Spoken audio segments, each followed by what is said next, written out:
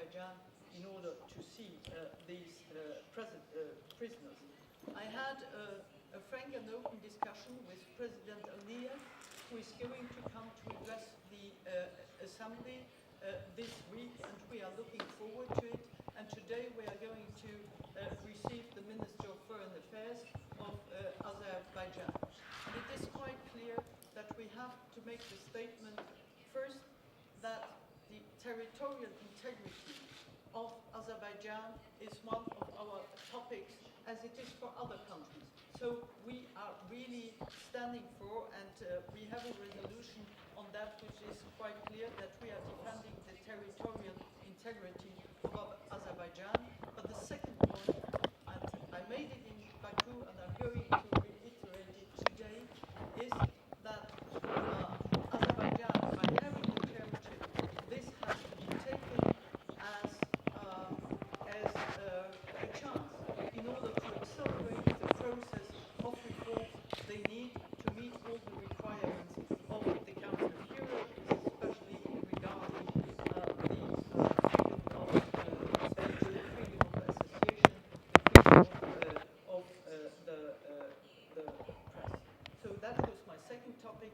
The third point I want to raise is you are aware that we have the election of the Secretary General on our agenda for tomorrow. We will start voting tomorrow morning at the opening of the session, and then we will close the voting at 5 o'clock, and around 6 we are going to announce the results, but I say around 6 o'clock because I can't interrupt the debate of one topic, so I have to do it between two debates, but it's going to be around 6 o'clock. And then I want also to, a fourth point to make, that we will have a commemoration of the beginning of World War I, where we are going to have a ceremony, and I would be grateful if the press could cover that, because it is important, and I'm not going to tell you what my speech is going to be, but I think it's an important moment for the Assembly, and we are going to have a speech by myself with pictures behind of the First World War, and then we are going to have an address of the Secretary General, and then the representatives of the 5 political groups, and it will end with, of course, a minute of silence, and then with the European anthem. Those are the information I wanted to give you about our agenda, and I want to have one more remark, that 2 days ago I was really more than happy to hear that Mr. Baletsky, who got our Human Rights Prize, Václav Havel, he was set free, and I communicated about that this great rights defender who got the first Václav Award of the Council of Europe, that he is free now.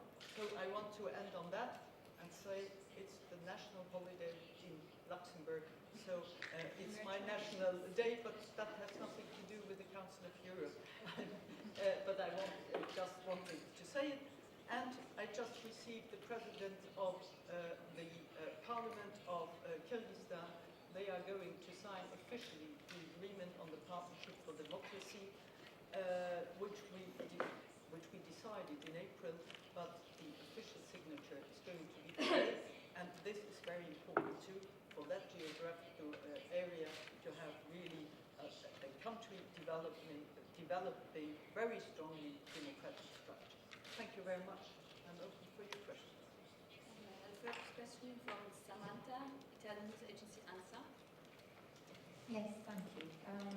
I actually have, if it's possible, briefly 3 questions. The first one is, from a procedural point of view, the fact that the Russian delegation isn't here doesn't, I think, create any problem. Does it instead create a sort of difficulty in the Assembly, knowing that such an important delegation isn't there to decide who the next chair will be?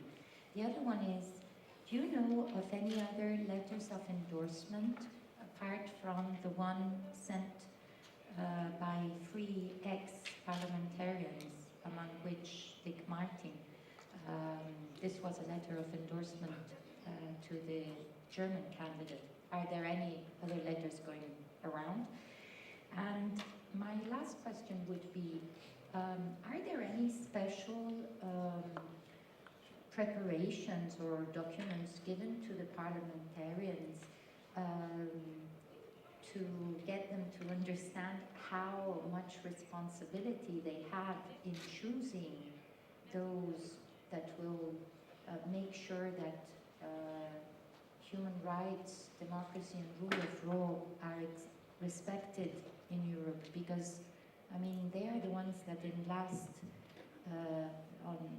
do the last step in the election of the judges of the court, the SJ, the Vice SJ, and I don't know, some other few, the President of the Assembly.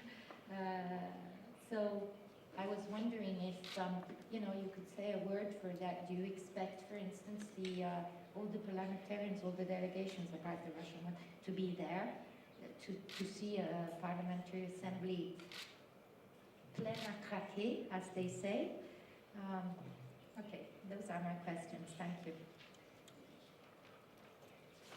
Can you regroup the questions, please? Okay, so we take the next one, Germany's agency DPA Petra. Oui, Madame la Présidente, Monsieur Omtzig a rapport about the protection of whistleblowers, which is supposed to include some automatic right of asylum. Could you develop your own thoughts on what the states should do to protect whistleblowers? Thank you. Take a third from Anne Brasseur, my question is about Ukraine. According to the Ukrainian officials, had a phone conversation with Mr. Turchinev, and you said that, but the Ukrainian parliament said that you discussed the question concerning cooperation between Ukraine and the European Union. So, in that fact, could you give any comments about this aspect of your conversation? And do you think that the signing of the association agreement, which is scheduled on the 27th of June, would help Ukrainian authorities to find the solution to the current situation? Thank you. Well, I take those 3 questions, and then we will continue. First question about the procedure, whether we have difficulties now with the absence of the Russian delegation. No, because, and that is also linked to your third question, the representation of parliamentarians. We all are national parliamentarians, so from time to time we can't take part here in the debates in the plenary. What I regret is that they are not coming, because also to work in the committees and to have the Russian voice or voices heard also inside the committee, and they could take the floor. So I regretted, in fact, that they decided not to come. It's a pity for certain items we are going to have, that we don't have their point of view. And then your question about the Secretary General, I'm not aware of another letter of support to any candidate. Concerning the whistleblowers, of course, that is a question where you have to look into, on one hand, you have the rule of law, which has to be applied to everybody, and on the other hand, and it's a very delicate question. It goes beyond facts which happen for the moment, but a question if, for instance, civil servants in most of the countries, they have a statute which tells them to keep all confidential information. If then they go out and speak about those confidential informations, is it in line with their statute? Is it in line with the procedure? It's a very delicate question, and I can't get into details with that. But in fact, if the rule of law is broken by an organization, then somebody has to speak out, of course. So we have the balance between the freedom of speech and the statute of people working either for the state or an organization, and we have to see the balance of that. But I can't. I don't have time to go into details. And then about Ukraine, we didn't speak about the EU cooperation. I think that was a misunderstanding. Of course, they are looking forward, and the President Poroshenko is going to Brussels, but it's not on the President of the Parliamentary Assembly to intervene into that matter of the association agreement, because it's up to the country, and that's all I said. But it's not that I'm going to intervene in that debate. Next series of questions, if you could please introduce yourself. Good. Tim Stott from Caspian Review. You mentioned before the suspension of voting rights that was inflicted upon Russia in May. On that basis, Azerbaijan has proposed a similar suspension of voting rights against Armenia, again going back to territorial integrity over its occupation of Nagorno-Karabakh. What's your view on this?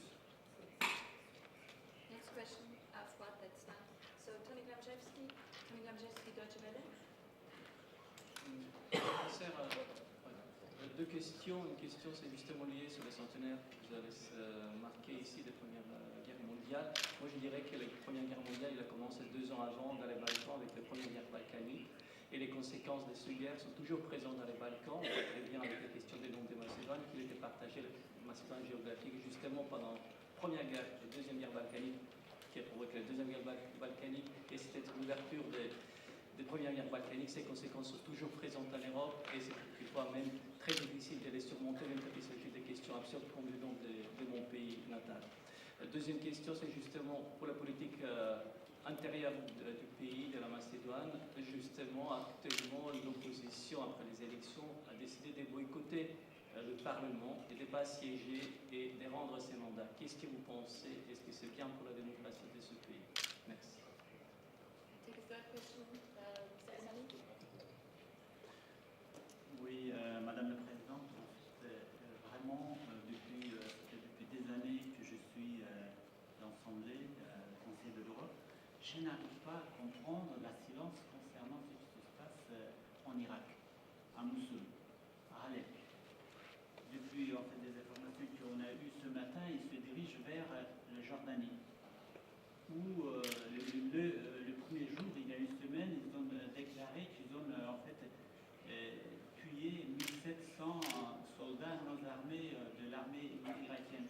Il y a 3000 djihadistes partis, des citoyens de l'Union européenne concernés. Partout, il y a la discussion, mais la maison, comme si elle est dans un silence total. Que l'organisation qu'on parle, c'est, selon encore le média, ultra djihadiste, ultra violente, ultra je ne sais pas quoi. Il y a presque 1 million de personnes dans la région de Mossoul se dirigent vers le Kurdistan, vers Bagdad, vers je ne sais pas où. Mais ici, il y a une silence totale. J'aimerais vraiment bien comprendre c'est dû à quoi. Merci beaucoup. Alors, concerning the first question about the suspension of voting rights, we have a motion which has been tabled by Mr. Suleymanov from Azerbaijan in order to take sanctions against Armenia. But, this motion has not been tabled according to the rules because he hasn't challenged the credentials, and we are coming.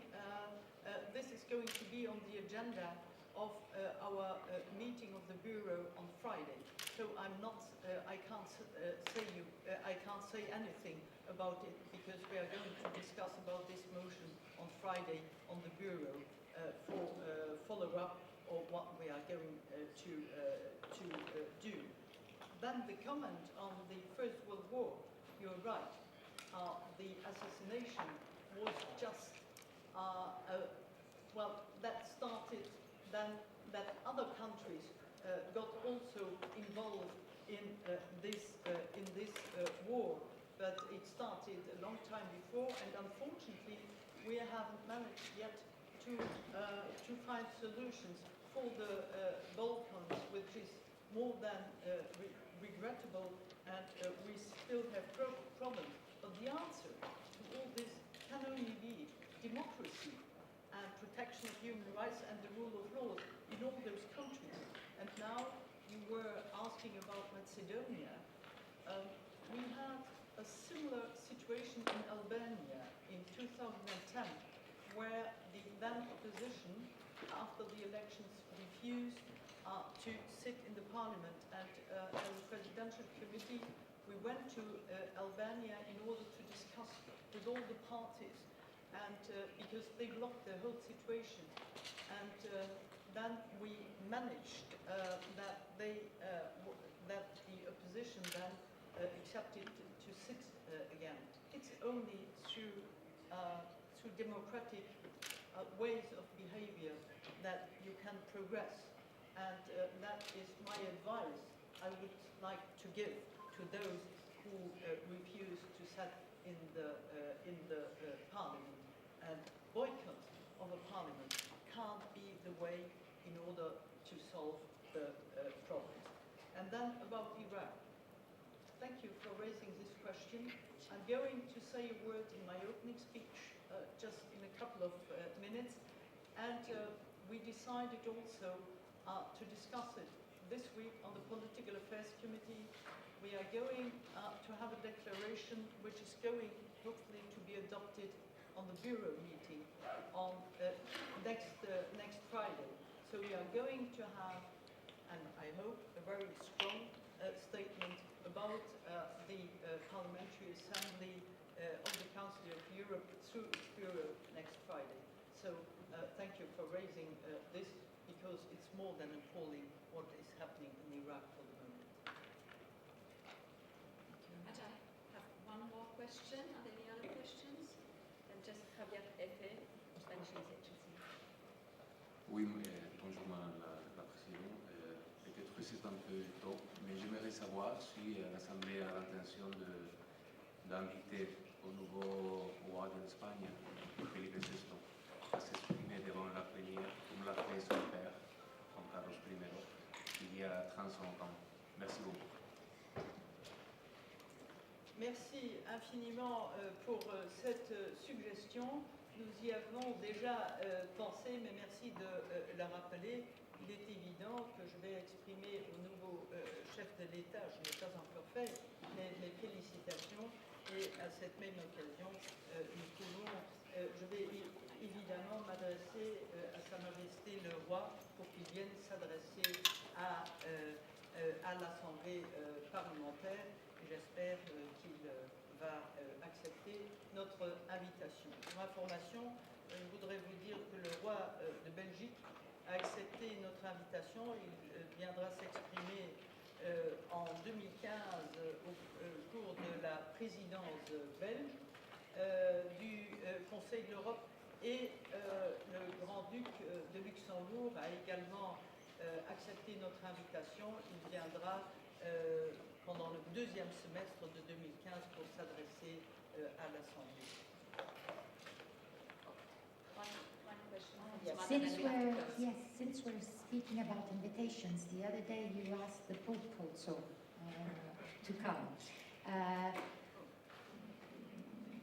When would that be?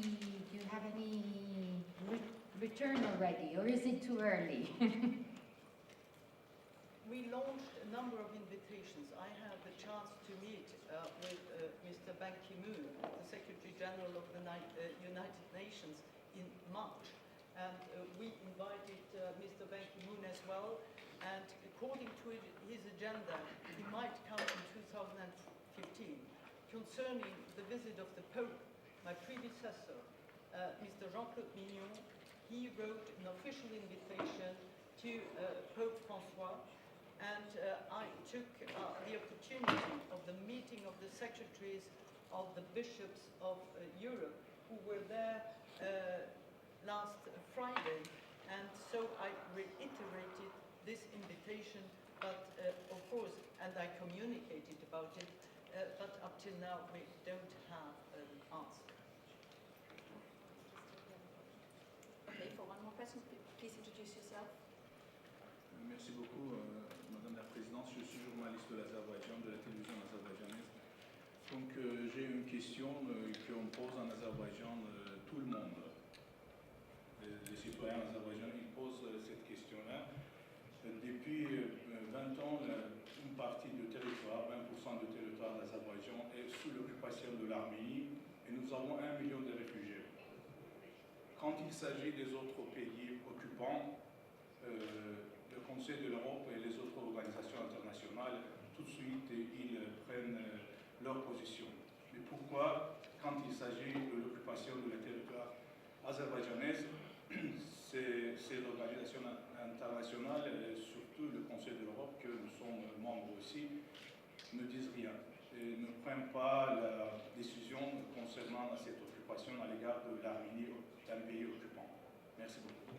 Merci beaucoup. Je voudrais vous rappeler, sans me souvenir de la date, mais nous avons pris une résolution, et je crois que c'était en 2005, mais il faut que je vérifie, au sujet justement de l'Azerbaïdjan, où nous avons, comme Assemblée, condamné l'occupation, et nous avons défendu, comme je l'ai dit au début de mon intervention ici à la conférence de presse, que nous avons vraiment défendu l'intégrité territoriale en Azerbaïdjan, comme nous le faisons dans d'autres pays. Donc il existe bel et bien un texte, et maintenant il faut voir si nous allons avoir un nouveau rapport, et c'est au bureau d'en débattre vendredi prochain, et je ne peux pas préjuger la décision du bureau, mais je voudrais juste vous... Merci d'avoir soulevé la question. Je l'ai dit haut et fort quand j'étais à Bakou, et je vais encore le dire aujourd'hui, que l'intégrité territoriale pour chaque État, pour nous, c'est vraiment une priorité absolue, et maintenant, il faut donner suite à nos travaux et reprendre le dossier que nous avons eu, mais déjà, il y a longtemps, l'Assemblée s'est prononcée, mais nous allons retravailler là-dessus. Merci d'avoir soulevé la question. We have now President of this press conference.